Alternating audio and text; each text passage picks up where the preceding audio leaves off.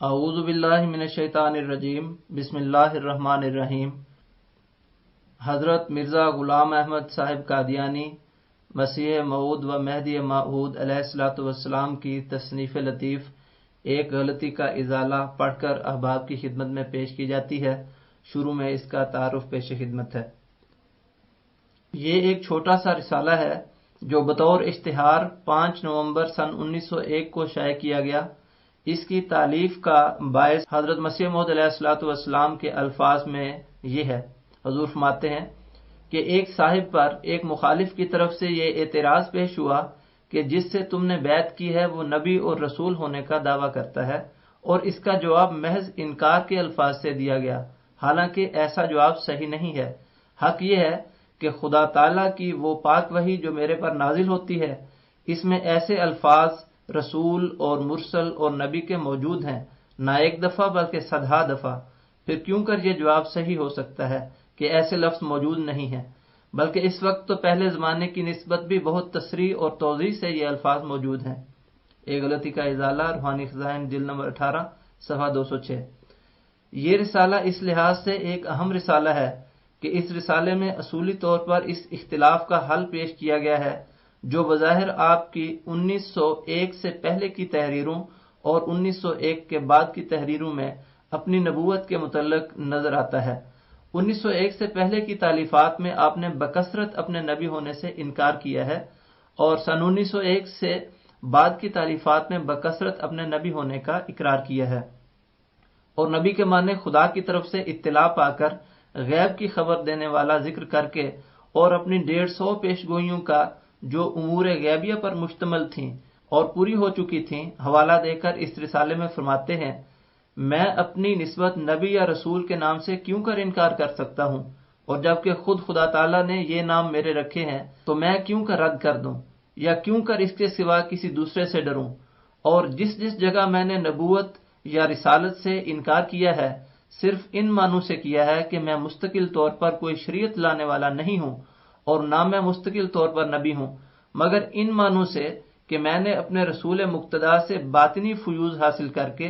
اور اپنے لیے اس کا نام پا کر اس کے واسطے سے خدا کی طرف سے علم غیب پایا ہے، رسول اور نبی ہوں، مگر بغیر کسی جدید شریعت کے۔ اس طور کا نبی کہلانے سے میں نے کبھی انکار نہیں کیا، بلکہ انہی معنوں سے خدا نے مجھے نبی اور رسول کر کے پکارا ہے۔ ایک غلطی کا ازالہ، روحانی خزائن، جلد نمبر 18، صفحہ نمبر 210 اور 211۔ اس اختلاف کو جو آپ کی سن 1901 سے پہلے اور سن 1901 کے بعد کی تحریروں میں نظر آتا ہے، حضرت اقدس علیہ السلام نے حقیقت الوحی میں خود تسلیم فرمایا ہے۔ ایک شخص نے آپ سے سوال کیا کہ تریاق القلوب کے صفحہ 157 میں لکھا ہے، اس جگہ کسی کو یہ وہم نہ گزرے کہ اس تقریر میں اپنے نفس کو حضرت مسیح علیہ السلام پر فضیلت دی ہے، کیونکہ یہ ایک جزئی فضیلت ہے جو غیر نبی کو نبی پر ہو سکتی ہے۔ دیکھو روحانی خزائن، جلد نمبر 15، صفحہ 481، بحوالہ تریاق القلوب۔ پھر ریویو جلد اول نمبر 6، صفحہ 257 میں مذکور ہے، خدا نے اس امت میں مسیح موعود بھیجا جو اس پہلے مسیح سے اپنی تمام شان میں بہت بڑھ کر ہے۔ الغرض دونوں عبارتوں میں تناقض ہے۔ حضرت اقدس علیہ السلام اس سوال کے جواب میں تحریر فرماتے ہیں،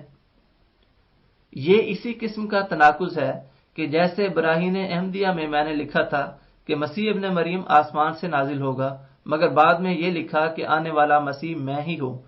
اس تناقض کا بھی یہی سبب تھا کہ اگرچہ خدا تعالیٰ نے براہین احمدیہ میں میرا نام عیسیٰ رکھا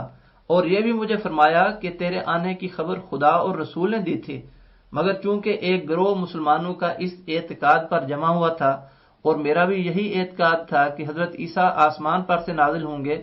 اس لیے میں نے خدا کی وحی کو ظاہر پر حمل کرنا نہ چاہا بلکہ اس وحی کی تعویل کی اور اپنا اعتقاد وہی رکھا جو عام مسلمانوں کا تھا، اور اسی کو براہین احمدیہ میں شائع کیا۔ لیکن بعد اس کے اس بارے میں بارش کی طرح وحی الہی نازل ہوئی کہ وہ مسیح موعود جو آنے والا تھا تو ہی ہے۔ اسی طرح اوائل میں میرا یہی عقیدہ تھا کہ مجھ کو مسیح ابن مریم سے کیا نسبت ہے، وہ نبی ہے اور خدا کے بزرگ مقربین میں سے ہے، اور اگر کوئی امر میری فضیلت کی نسبت ظاہر ہوتا تو میں اس کو جزئی فضیلت قرار دیتا تھا، مگر بعد میں جو خدا تعالیٰ کی وحی بارش کی طرح میرے پر نازل ہوئی، اس نے مجھے اس عقیدے پر قائم نہ رہنے دیا، اور صریح طور پر نبی کا خطاب مجھے دیا گیا، مگر اس طرح سے کہ ایک پہلو سے نبی اور ایک پہلو سے امتی۔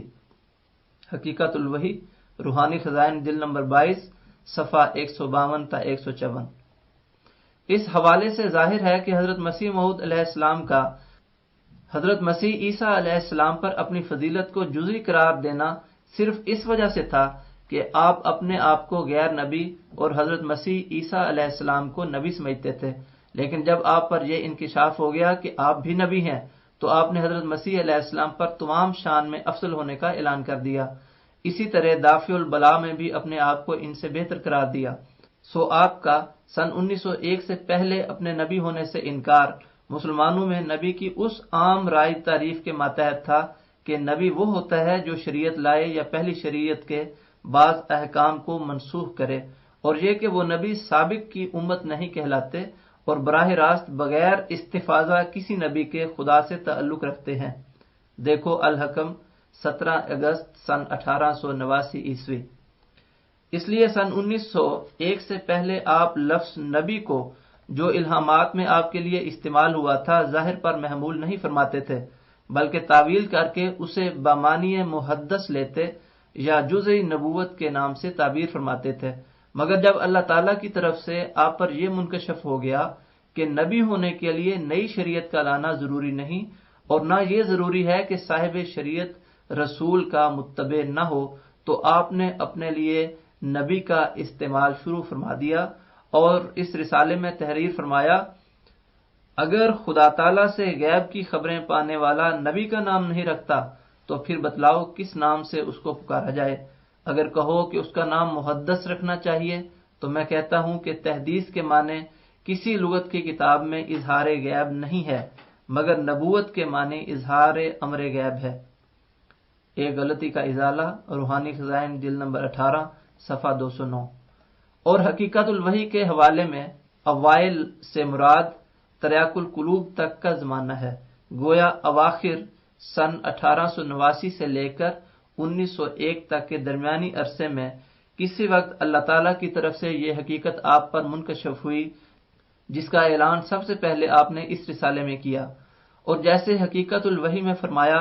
کہ صریح طور پر نبی کا خطاب دیا گیا، اسی طرح اس رسالے میں فرمایا،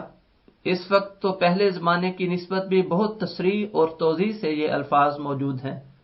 محترم ناقل کی طرف سے یہ لکھا گیا ہے کہ الفاظ سے مراد نبی اور رسول کے الفاظ ہیں۔ ایک غلطی کا ازالہ، روحانی خزائن، جلد نمبر 18، صفحہ 206۔ اس رسالے کی اشاعت کے بعد آپ نے اپنی متعدد کتب میں نبوت کی وہی تعریف بیان فرمائی جس کا اعلان اس رسالے میں کیا گیا تھا۔ چنانچہ تتمہ حقیقت الوحی میں آپ فرماتے ہیں، اے نادانو، میری مراد نبوت سے یہ نہیں ہے کہ میں نعوذ باللہ آن حضرت صلی اللہ علیہ وسلم کے مقابل پر کھڑا ہو کر نبوت کا دعویٰ کرتا ہوں یا کوئی نئی شریعت لایا ہوں۔ صرف مراد میری نبوت سے کثرت مکالمت و مخاطبت الہیہ ہے جو آن حضرت صلی اللہ علیہ وسلم کی اتباع سے حاصل ہے۔ سو مکالمہ و مخاطبہ کے آپ لوگ بھی قائل ہیں، پس یہ صرف لفظی نزاع ہوئی، یعنی آپ لوگ جس امر کا نام مکالمہ و مخاطبہ رکھتے ہیں میں اس کی کثرت کا نام بموجب حکم الہی نبوت رکھتا ہوں۔ وَلِكُلٍّ أَن يَسْتَلِحَ،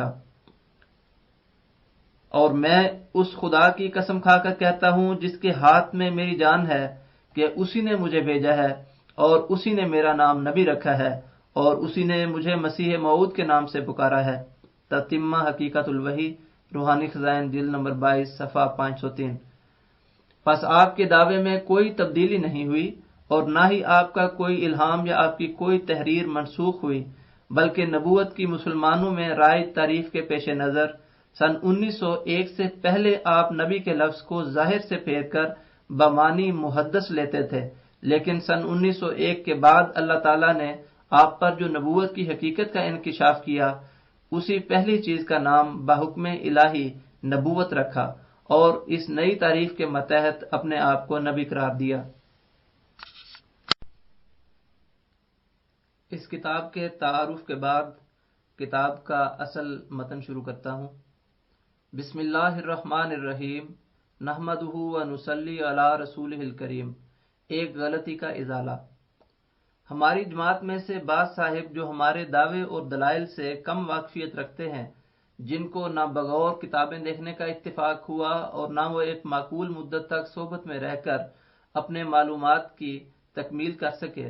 وہ بعض حالات میں مخالفین کے کسی اعتراض پر ایسا جواب دیتے ہیں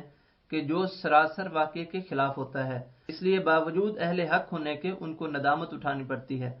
چنانچہ چند روز ہوئے ہیں کہ ایک صاحب پر ایک مخالف کی طرف سے یہ اعتراض پیش ہوا کہ جس سے تم نے بیعت کی ہے وہ نبی اور رسول ہونے کا دعویٰ کرتا ہے، اور اس کا جواب محض انکار کے الفاظ سے دیا گیا، حالانکہ ایسا جواب صحیح نہیں ہے۔ حقیقت یہ ہے کہ خدا تعالیٰ کی وہ پاک وحی جو میرے پر نازل ہوتی ہے، اس میں ایسے لفظ رسول اور مرسل اور نبی کے موجود ہیں، نہ ایک دفعہ بلکہ صدہا دفعہ۔ پھر کیوں کر یہ جواب صحیح ہو سکتا ہے کہ ایسے الفاظ موجود نہیں ہیں، بلکہ اس وقت تو پہلے زمانے کی نسبت بھی بہت تصریح اور توضیح سے یہ الفاظ موجود ہیں، اور براہین احمدیہ میں بھی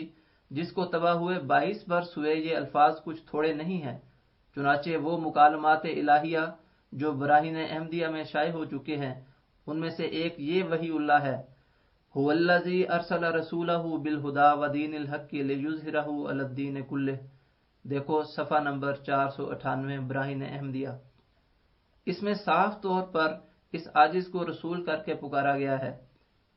پھر اس کے بعد اسی کتاب میں میری نسبت یہ وحی اللہ ہے، جری اللہ فی حلل الانبیاء، یعنی خدا کا رسول نبیوں کے حلوں میں۔ دیکھو براہین احمدیہ صفحہ 504۔ پھر اسی کتاب میں اس مکالمے کے قریب ہی یہ وحی اللہ ہے، محمد الرسول اللہ والذین معہ اشداء علی الکفار رحماء بینہم۔ اس وحی الہی میں میرا نام محمد رکھا گیا اور رسول بھی۔ پھر یہ وحی اللہ ہے جو صفحہ 557 براہین میں درج ہے، دنیا میں ایک نذیر آیا۔ اس کی دوسری قرات یہ ہے کہ دنیا میں ایک نبی آیا۔ اسی طرح براہین احمدیہ میں اور کئی جگہ رسول کے لفظ سے اس عاجز کو یاد کیا گیا۔ سو اگر یہ کہا جائے کہ حضرت صلی اللہ علیہ وسلم تو خاتم النبیین ہے، پھر آپ کے بعد اور نبی کس طرح آ سکتا ہے؟ اس کا جواب یہی ہے کہ بے شک اس طرح سے تو کوئی نبی نیا ہو یا پرانا نہیں آ سکتا، جس طرح سے آپ لوگ حضرت عیسیٰ علیہ السلام کو آخری زمانے میں اتارتے ہیں اور پھر اس حالت میں ان کو نبی بھی مانتے ہیں، بلکہ 40 برس تک سلسلہ وحی نبوت کا جاری رہنا اور زمانہ حضرت صلی اللہ علیہ وسلم سے بھی بڑھ جانا آپ لوگوں کا عقیدہ ہے۔ بے شک ایسا عقیدہ تو معصیت ہے، اور آیت ولاکر رسول اللہ و خاتم النبیین سورۃ الاحزاب آیت نمبر 41 اور حدیث لا نبی آبادی اس عقیدے کے کذب صریح ہونے پر کامل شہادت ہے، لیکن ہم اس قسم کے عقائد کے سخت مخالف ہیں، اور ہم اس آیت پر سچا اور کامل ایمان رکھتے ہیں جو فرمایا کہ ولاکر رسول اللہ و خاتم النبیین۔ اور اس آیت میں ایک پیشگوئی ہے جس کی ہمارے مخالفوں کو خبر نہیں، اور وہ یہ ہے کہ اللہ تعالیٰ اس آیت میں فرماتا ہے کہ حضرت صلی اللہ علیہ وسلم کے بعد پیشگوئیوں کے دروازے قیامت تک بند کر دیے گئے، اور ممکن نہیں کہ اب کوئی ہندو یا عیسائی یا کوئی رسمی مسلمان نبی کے لفظ کو اپنی نسبت ثابت کر سکے۔ نبوت کی تمام کھڑکیاں بند کی گئیں مگر ایک کھڑکی سیرت صدیقی کی کھلی ہے، یعنی فنا فی الرسول کی۔ پس جو شخص اس کھڑکی کی راہ سے خدا کے پاس آتا ہے، اس پر ذلی طور پر وہی نبوت کی چادر پہنائی جاتی ہے جو نبوت محمدی کی چادر ہے۔ اس لیے اس کا نبی ہونا غیرت کی جگہ نہیں، کیونکہ وہ اپنی ذات سے نہیں بلکہ اپنے نبی کے چشمے سے لیتا ہے، اور نہ اپنے لیے بلکہ اسی کے جلال کے لیے۔ اس لیے اس کا نام آسمان پر محمد اور احمد ہے۔ اس کے یہ معنی ہے کہ محمد کی نبوت آخر محمد کو ہی ملی، گو بروزی طور پر مگر نہ کسی اور کو۔ پس یہ آیت کہ ما کان محمد ابا احد من رجالکم ولکن رسول اللہ و خاتم النبیین سورۃ الاحزاب آیت نمبر 41، اس کے معنی یہ ہیں کہ لیس محمد ابا احد من رجال الدنیا ولکن هو ابو لرجال الآخرۃ لأنہ خاتم النبیین ولا سبیل الی فیوض اللہ من غیر توسطہ، غرض میری نبوت اور رسالت با اعتبار محمد اور احمد ہونے کی ہے، نہ میرے نفس کے روح سے، اور یہ نام بحیثیت فنا فی الرسول مجھے ملا، لہذا خاتم النبیین کے مفہوم میں فرق نہ آیا، لیکن عیسیٰ علیہ السلام کے اترنے سے ضرور فرق آئے گا۔ اور یہ بھی یاد رہے کہ نبی کے معنی لغت کی روح سے یہ ہے کہ خدا کی طرف سے اطلاع پا کر غیب کی خبر دینے والا، پس جہاں یہ معنی صادق آئیں گے نبی کا لفظ بھی صادق آئے گا، اور نبی کا رسول ہونا شرط ہے، کیونکہ اگر وہ رسول نہ ہو تو پھر غیب مصفی کی خبر اس کو مل نہیں سکتی، اور یہ آیت روکتی ہے لا یظہر علی غیبہ احدا الا من ارتضی من رسول، سورۃ الجن آیت نمبر 27 اور 28۔ اب اگر آن حضرت صلی اللہ علیہ وسلم کے بعد ان معنوں کے روح سے نبی سے انکار کیا جائے تو اس سے لازم آتا ہے کہ یہ عقیدہ رکھا جائے کہ یہ امت مکالمات و مخاطبات الہیہ سے بے نصیب ہے، کیونکہ جس کے ہاتھ پر اخبار غیبیہ من جانب اللہ ظاہر ہوں گے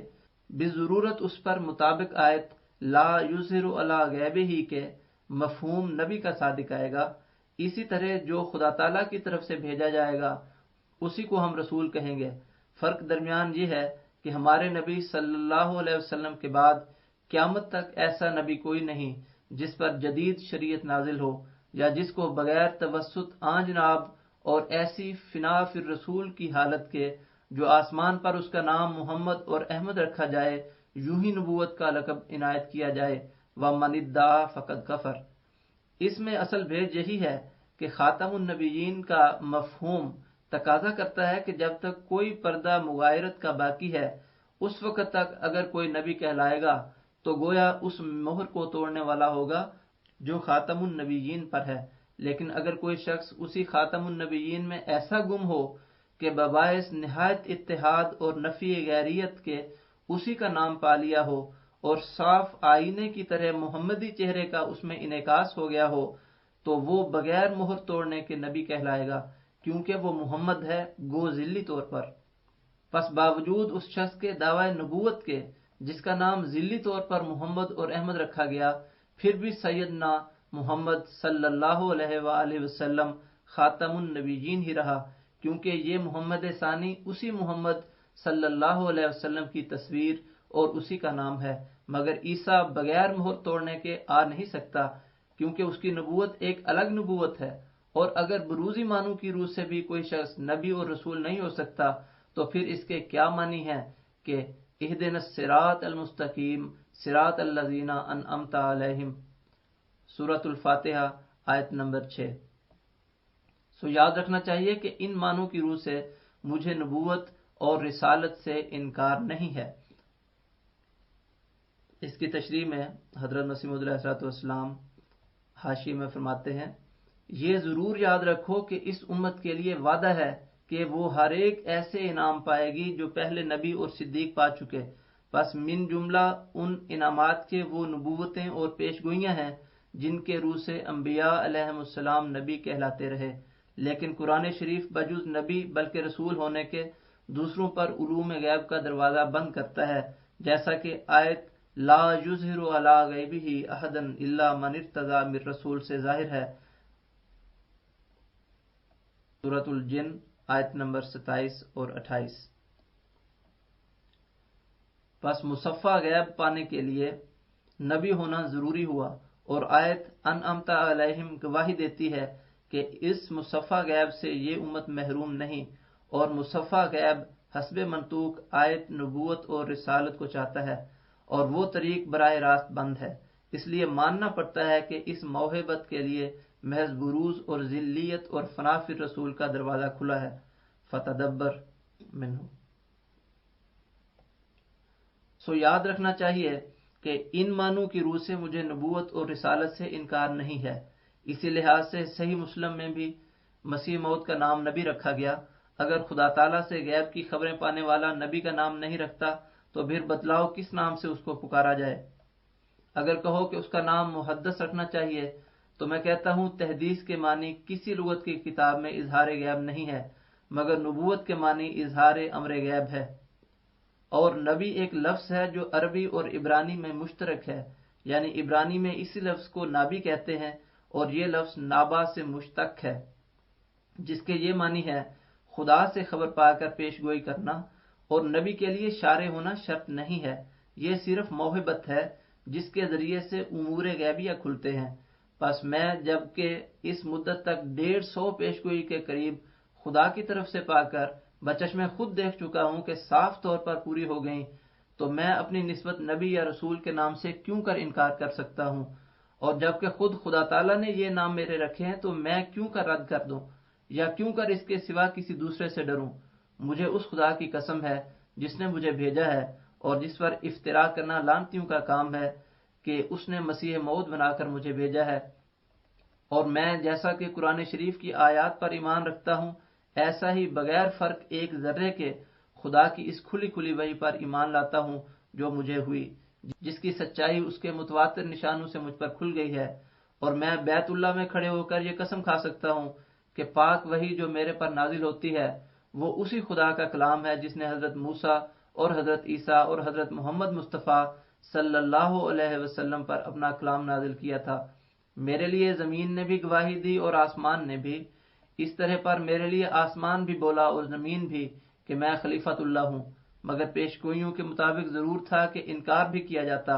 اس لیے جن کے دلوں پر پردے ہیں وہ قبول نہیں کرتے۔ میں جانتا ہوں کہ ضرور خدا میری تائید کرے گا، جیسا کہ وہ ہمیشہ اپنے رسولوں کی تائید کرتا رہا ہے۔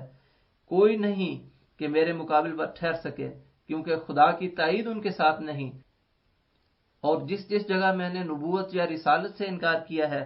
صرف ان معنوں سے کیا ہے کہ میں مستقل طور پر کوئی شریعت لانے والا نہیں ہوں، اور نہ میں مستقل طور پر نبی ہوں، مگر ان معنوں سے کہ میں نے اپنے رسول مقتدیٰ سے باطنی فیوز حاصل کر کے اور اپنے لیے اس کا نام پا کر اس کے واسطے سے خدا کی طرف سے علم غیب پایا ہے، رسول اور نبی ہوں، مگر بغیر کسی جدید شریعت کے۔ اس طور کا نبی کہلانے سے میں نے کبھی انکار نہیں کیا، بلکہ انہی معنوں سے خدا نے مجھے نبی اور رسول کر کے پکارا ہے۔ سو اب بھی میں ان معنوں سے نبی اور رسول ہونے سے انکار نہیں کرتا، اور میرا یہ قول کہ من نیستم رسول و نیا وردام کتاب، اس کے معنی صرف اس قدر ہیں کہ میں صاحب شریعت نہیں ہوں۔ ہاں، یہ بات بھی یاد رکھنی چاہیے اور ہرگز فراموش نہیں کرنی چاہیے کہ میں باوجود نبی اور رسول کے لفظ کے ساتھ پکارے جانے کے خدا کی طرف سے اطلاع دیا گیا ہوں کہ یہ تمام فیوز بلا واسطہ میرے پر نہیں ہے، بلکہ آسمان پر ایک پاک وجود ہے جس کا روحانی افادہ میرے شامل حال ہے، یعنی محمد مصطفیٰ صلی اللہ علیہ وسلم۔ اس واسطے کو ملحوظ رکھ کر اور اس میں ہو کر اور اس کے نام محمد اور رحمت سے مسمى ہو کر میں رسول بھی ہوں اور نبی بھی ہوں، یعنی بھیجا گیا بھی اور خدا سے غیب کی خبریں پانے والا بھی۔ اور اس طور سے خاتم النبیین کی مہر محفوظ رہی، کیونکہ میں نے انعکاسی اور ذلی طور پر محبت کے آئینے کے ذریعے سے وہی نام پایا۔ اگر کوئی شخص اس وحی الہی پر ناراض ہو کہ کیوں خدا تعالیٰ نے میرا نام نبی اور رسول رکھا ہے، تو یہ اس کی حماقت ہے، کیونکہ میرے نبی اور رسول ہونے سے خدا کی مہر نہیں ٹوٹتی۔ اس کی تشریح میں حضرت مسیح موعود علیہ السلام فرماتے ہیں، یہ کیسی عمدہ بات ہے کہ اس طریق سے نہ تو خاتم النبیین کی پیش گوئی کی مہر ٹوٹی اور نہ امت کے کل افراد مفہوم نبوت سے جو آیت لا یظہر علی غیبہ سورۃ الجن آیت نمبر 27، جو آیت لا یظہر علی غیبہ کے مطابق ہے، محروم رہے، مگر حضرت عیسیٰ کو دوبارہ اتارنے سے جن کی نبوت اسلام سے 600 برس پہلے قرار پا چکی ہے، اسلام کا کچھ باقی نہیں رہتا اور آیت خاتم النبیین کی صریح تکذیب لازم آتی ہے۔ اس کے مقابل پر ہم صرف مخالفوں کی گالیاں سنیں گے، سو گالیاں دیں۔ وَسَيَعْلَمُ الَّذِينَ ظَلَمُوا أَيَّ مُنْقَلَبٍ يَنْقَلِبُونَ سورۃ الشعراء آیت نمبر 228 منہ۔ اب دوبارہ اصل عبارت شروع کرتا ہوں۔ یہ بات ظاہر ہے کہ جیسا کہ میں اپنی نسبت کہتا ہوں کہ خدا نے مجھے رسول اور نبی کے نام سے پکارا ہے، ایسا ہی میرے مخالف حضرت عیسیٰ ابن مریم کی نسبت کہتے ہیں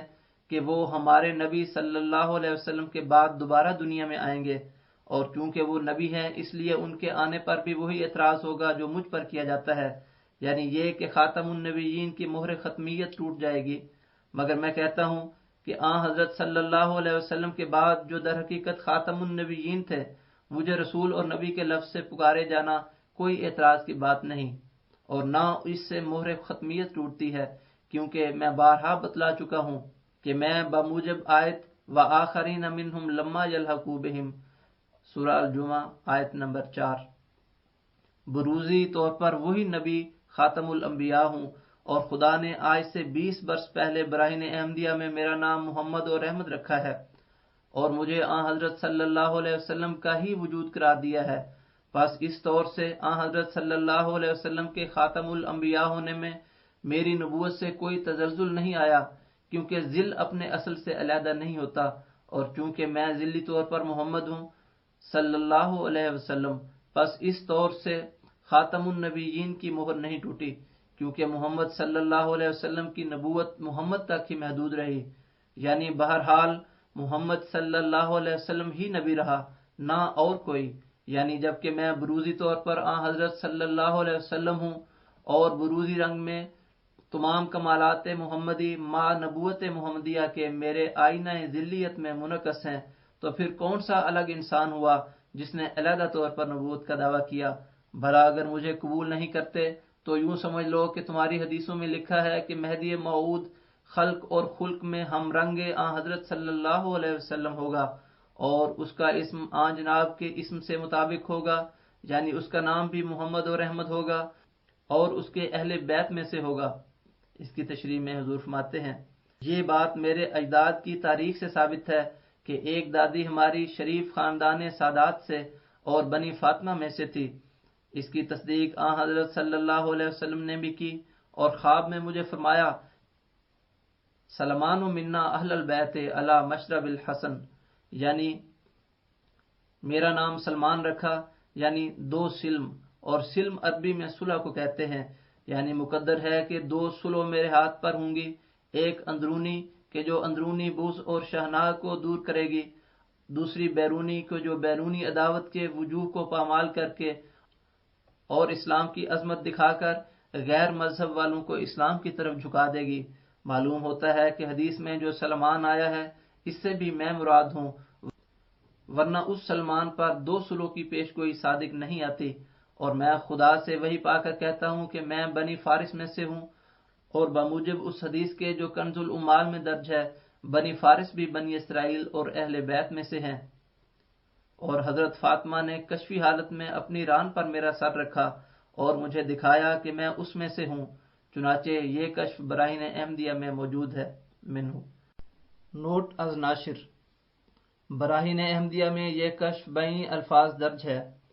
اور ایسا ہی الہام متذکرہ بالا میں جو آل رسول پر درود بھیجنے کا حکم ہے، سو اس میں سر یہی ہے کہ افاضۂ انوار الہیہ میں محبت اہل بیت کو بھی بہت عظیم دخل ہے، اور جو شخص حضرت احدیت کے مقربین میں داخل ہوتا ہے وہ انہی طیبین طاہرین کی وراثت پاتا ہے، اور تمام علوم و معارف میں ان کا وارث ٹھہرتا ہے۔ اس جگہ ایک نہایت روشن کشف یاد آیا، اور وہ یہ ہے کہ ایک مرتبہ نماز مغرب کے بعد عین بیداری میں ایک تھوڑی سی غیبت حس سے جو خفیف سے نشاء سے مشابہ تھی،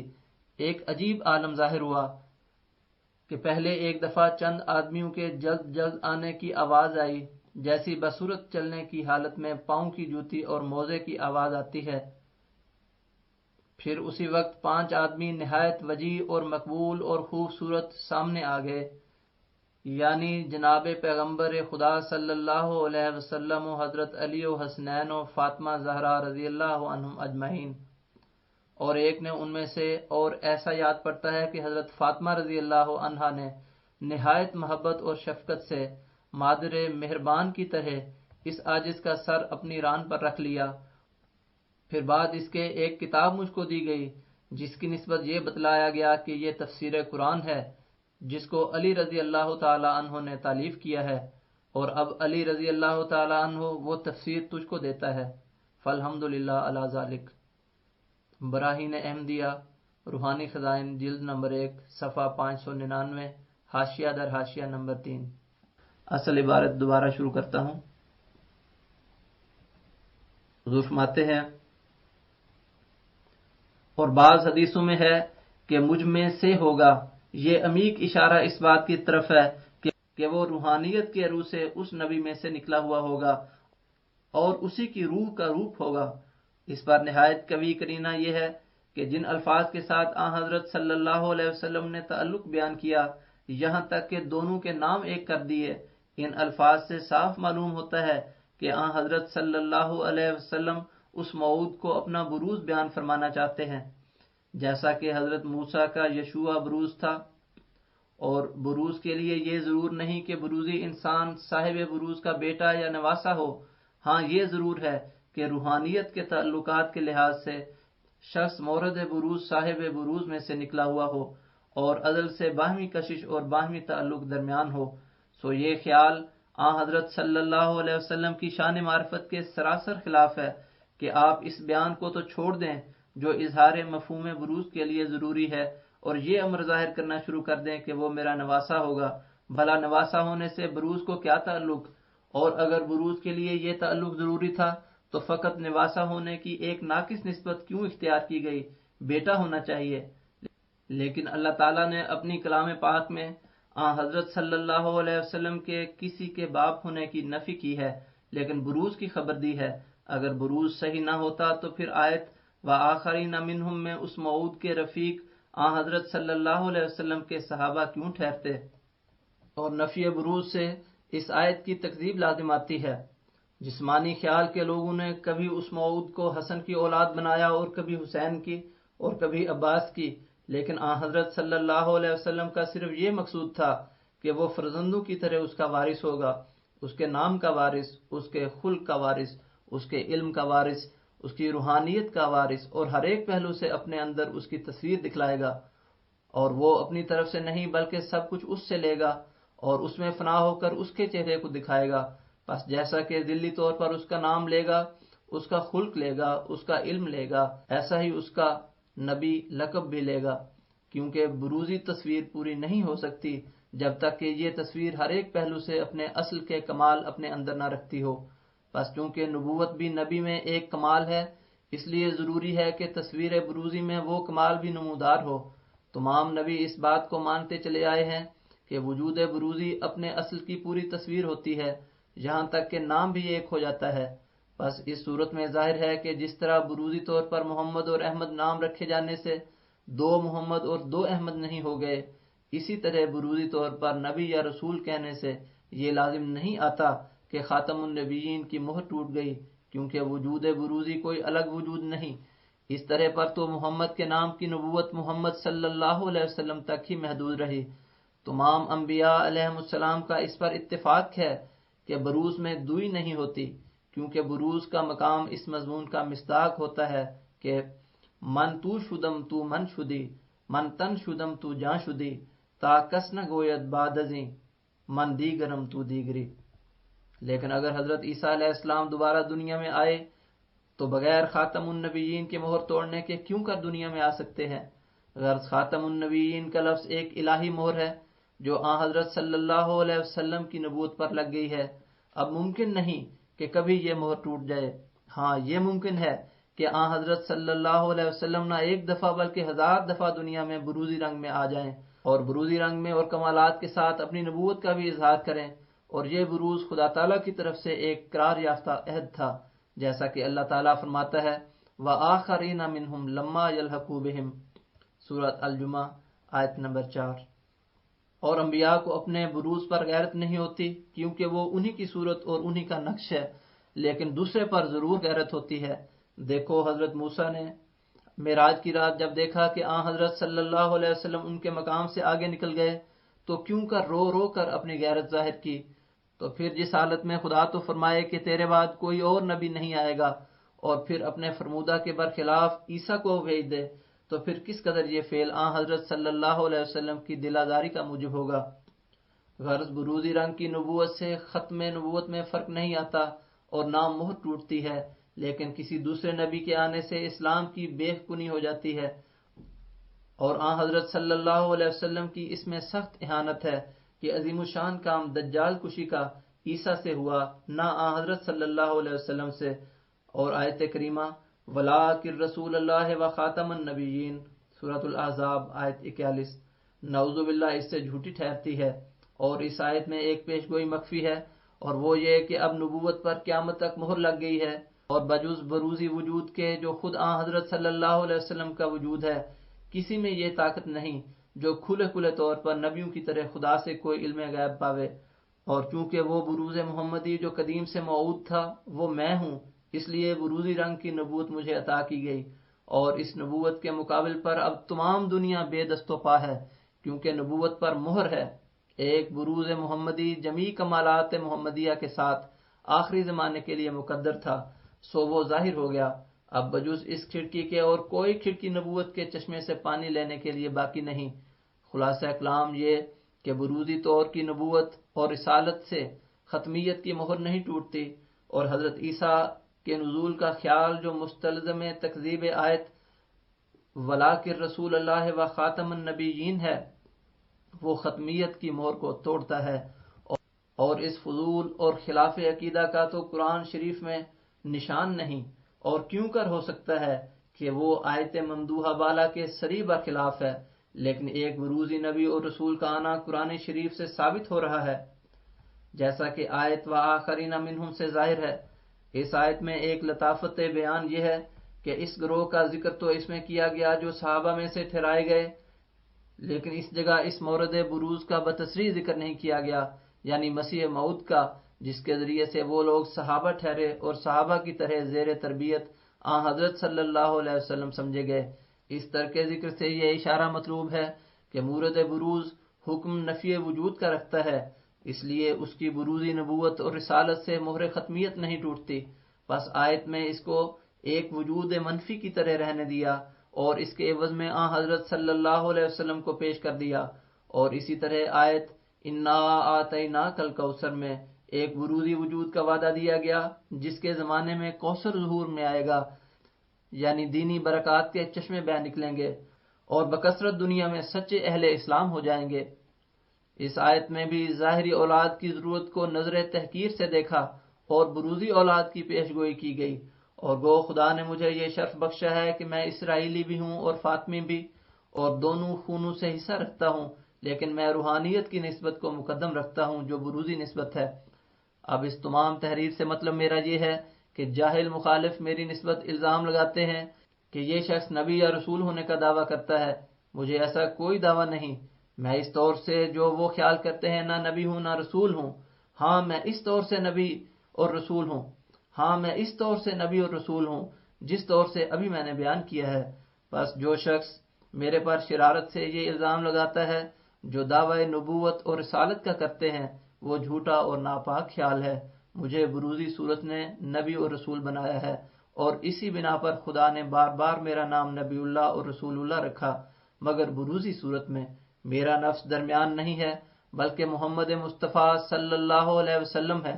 اسی لحاظ سے میرا نام محمد اور احمد ہوا۔ پس نبوت اور رسالت کسی دوسرے کے پاس نہیں گئی، محمد کی چیز محمد کے پاس ہی رہی علیہ الصلاۃ والسلام۔ خاکسار مرزا غلام احمد از قادیان،